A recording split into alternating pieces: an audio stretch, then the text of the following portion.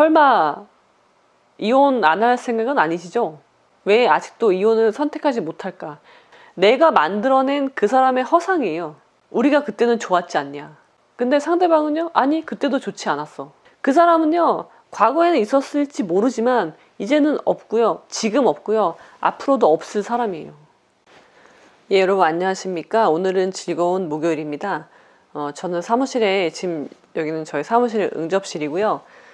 예쁘지 않나요? 네. 여러분, 저는요, 이혼 전문 변호사가 아닙니다. 그렇지만 저희 사무소의 사건 중에는 가사 사건이 많이 있습니다. 가사 사건이 60%가 넘습니다. 그렇지만 저는 이혼 전문 변호사가 아닙니다. 왜냐면 이혼 전문을 하고 싶지 않기 때문이에요. 하지만 저는 이혼을 잘 알죠. 이혼이 어떤 것인지 알고, 결혼 생활이 어떤 것인지 알고, 그렇죠. 그래서 그 어떤 변호사보다 이혼에 대해서 적절한 조언을 해드릴 수 있습니다. 최근에 이제 이혼 상담을 하러 오시는 분들을 보면요, 이혼 상담도 하고요, 이혼 상담도 오시고 인생 상담 오시는 분들도 있고, 그리고 이제 결혼 상담을 해요. 제가 중요하게 생각하는 것은, 제가 쓴 책에도 있듯이요, 결혼은 신중하게, 이혼은 신속하게잖아요. 그러면 중요한 것은 결혼은 신중하게 있는 거예요. 최근에는요, 어머니들이 이제 오세요. 어머니들이 와서, 자, 자식이 반대하는 결혼을 강행하려고 한다. 진짜 말 그대로 강행이에요. 그랬을 때 부모로서 어떻게 해야 되느냐. 불을 보듯이 뻔히 보이는 결혼 생활, 어떻게 막을 수 있을까? 우리가 명약관화한 일이라고 하죠. 불을 보듯이 뻔한 실패가 예정되어 있는 길로 가려고 하는 자식의 모습을 바라보는 부모의 마음, 충분히 공감이 되고, 이제 그런 분들에게 또 조언을 해드리는데요. 이럴 때 부모가 할 일이 무엇인가에 대해서는 제가 다음번 영상에서 말씀을 드리도록 하고요. 오늘 드릴 말씀은요, 설마 이혼 안 할 생각은 아니시죠? 설마 이혼 안 하진 않으시겠죠? 최근에 그런 상담 사례가 많이 있었어요. 그러니까 이미 가정이 파탄이 나서요, 갈기갈기 찢겼어요. 그런데도 이혼을 결정하지 못하고 계신 거예요. 제가 상담을 할 때는 쭉 결혼할 때부터 이야기를 쭉 들어요. 왜냐면 내가 왜 이 사람을 선택했는지, 그리고 결혼 생활에서 어떤 문제점이 있었는지, 그런 것들을 얘기를 듣다 보면요, 결국은 해답은 자기가 갖고 있거든요. 근데 그거를 거기까지 생각이 들어가지 못하기 때문에 선택을 못하고 있는 건데, 제가 하는 일은요, 물론 법적인 조언도 해드리지만 그 생각을 할 수 있게 해드리는 거예요. 질문을 하다 보면요, 거기까지 내려갑니다. 그리고 결국 해답은 내가 갖고 있거든요. 내 내면에 이미 들어있어요. 근데 내 생각이 거기까지 미치지 못하고 있었던 것 뿐이죠. 그래서 저는 그 가운데 길을 같이 가는 거예요. 같이 가는 거예요. 그러면 결국 내 내면이 원하는 바를 듣게 되죠. 그래서 제가 해드리는 일은 그런 건데요. 자, 그럼 그 결론에 도달했어. 왜 아직도 이혼을 선택하지 못할까? 자식 때문 아니에요. 네, 자식 때문 아닙니다. 자식을 위한다면 더 해야 돼요. 왜냐면 이미 가정이 파탄이 났기 때문이에요. 근데 그런 분들이 왜 못하는지 아십니까? 제가 이제 그분들의 이제 이야기를 쭉 들으면서 정리를 해요. 글로 정리가 돼야지 진짜 정리가 되는 거거든요. 그래서 쭉 얘기를 하는데, 쭉 적다가 이제 얘기가 다 끝날 때쯤에 제가 여쭤보죠. 설마 이혼 안 하실 건 아니죠? 제가 의구심에 가득해서 이렇게 물어보는데요. 사람들이 왜 이혼을 안 하냐면요, 그런 극한 상황에서도 이혼을 안 하는 이유는요, 단 하나예요. 과거에 그 사람에 대한 기억 때문에 못해요.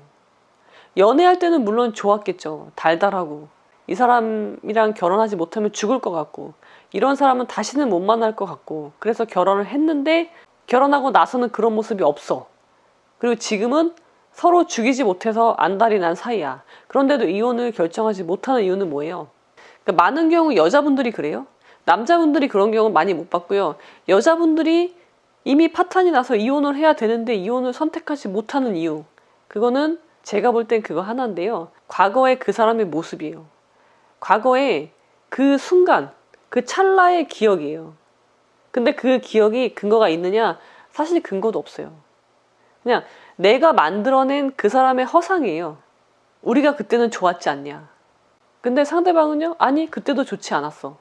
서로의 기억이 달라요. 제가 연애 영상에서 말씀을 드렸지만요, 이 서로의 사랑에는요, 시간차가 있어요. 그래서 내가 좋아하는 사람이 내가 좋아하는 그 시간에 나를 좋아하는 건 기적에 가까운 일이라고 제가 말씀을 드렸거든요.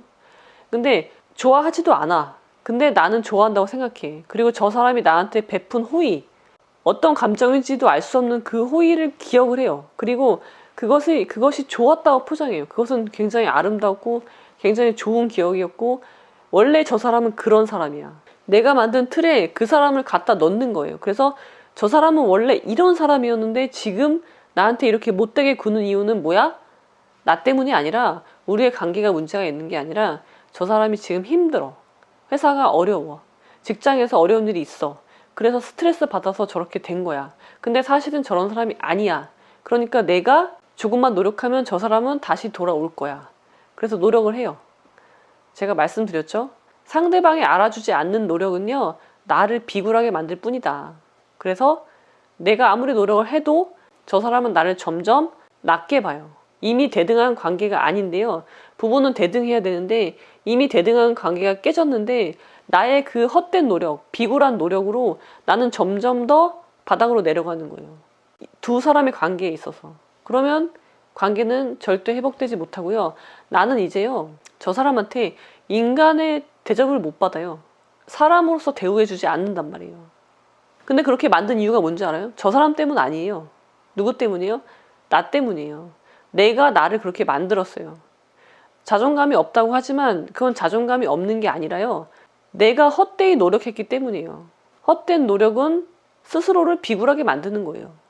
근데 우리가 이렇게 생각을 하죠. 내가 열심히 하면 변하겠지.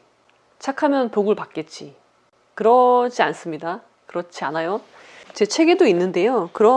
이런 부분이 있죠. 언젠가 남편이 알아줄 거라 믿었어요. 목적 없는 노력은 자신을 비굴하게 만들 뿐이다. 이 말이 나오는데요. 그런 거예요. 그 순간을 잊지 못해서 노력을 해요. 우리가 노력을 할 때는요, 무언가 목적이 있어서 노력을 해요. 우리는 헌신적인 사랑을 할 수 있는 존재가 아니에요. 인간이란 것은. 그거는 신만이 할 수 있는 거죠. 그럼 우리는 무언가에서 보상을 바라기 때문에 노력을 할 수 있는 건데요. 그 보상이 뭐냐면요, 이런 경우에 과거에 그 사람과 달콤했던 그 짧은 기억이에요. 근데 이미 그 사람은 없습니다. 그걸 인정하셔야 돼요. 그 사람은요, 과거에는 있었을지 모르지만 이제는 없고요. 지금 없고요. 앞으로도 없을 사람이에요. 근데 나는 그 과거의 그 사람으로 얘를 만들기 위해서 노력하는 거예요. 이거는 굉장히 이기적인 겁니다. 노력이 아니고요.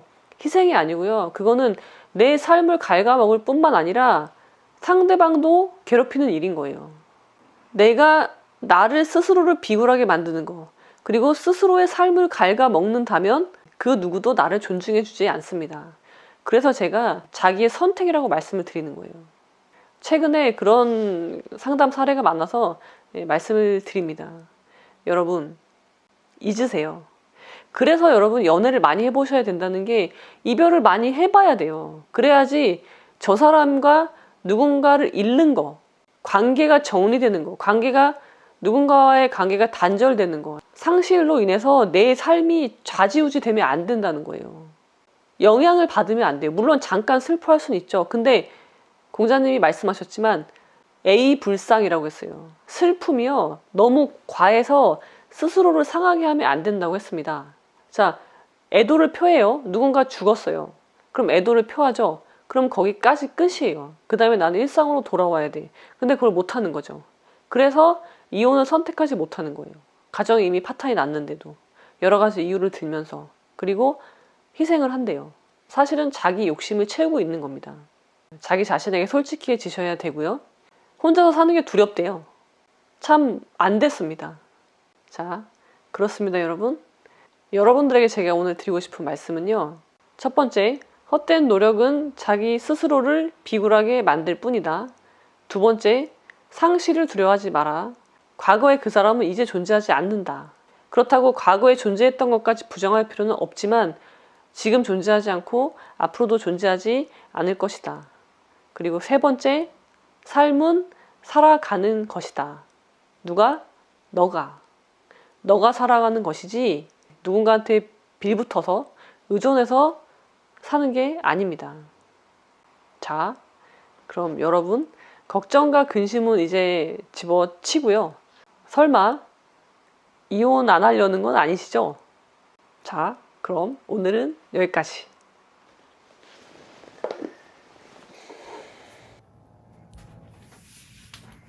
우리 딸 내일 뭐 한다고? 졸업사진 찍는다고. 졸업사진 찍는데 뭐 하고 싶다고? 아니 하지마. 아니야, 얘기해봐.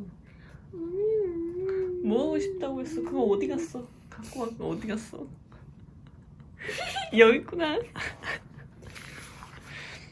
이거를 하고 싶다고? 얼굴에? 봐봐. 얼굴에 해야 되는 이유는 코에 뭐가 나서?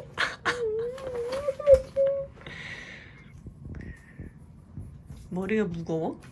아니 허리가 삐뚤어졌어? 근데 의자가 왜 그래?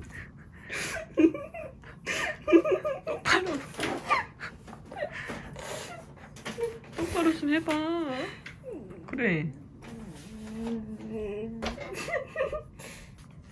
엄마가 해줘. 엄마 지금 잘 거야. 안돼. 듀얼 시트. 위에 피고 밑에 피고. 엄마 이 끈적끈적한 게 너무 싫어서 이 느낌이 너무 싫어. 여기에 있는 마스크 말고 이 물 있지? 그걸 한 방울도 남기지 않고 이 온 몸에 발라야 돼. 이렇게 목에도 바르고 계속 덧바르고. 이걸 하고 하면은 그나마 왔을 때 네가 참 그대로 올리고 자겠다. 또 발에가 있는 거 아니야? 어딘가에 널브러져 있겠지. 안녕. 엄마 나 이거 엄만 어떻게 잘게. 그려? 이거 혼자 붙이는 거야. 혼자 붙일 수 있어. 서서 붙여 누워서 붙여? 누워서 붙여야지. 안 보이잖아. 그러니까 느낌으로 하는 거지. 이렇게 손으로 이렇게 만져가면서 하는 거지. 건투를 빈다. 안녕. 하지마.